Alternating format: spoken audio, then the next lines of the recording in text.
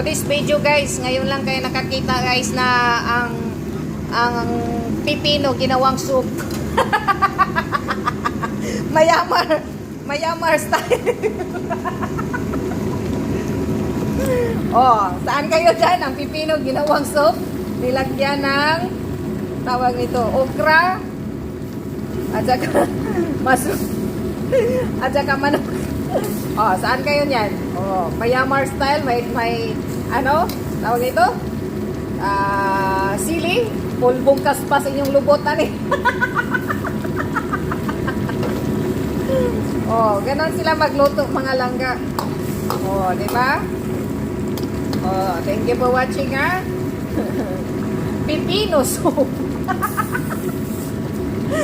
So guys. Pero masarap naman ito. Oo, masarap naman ito. Pipino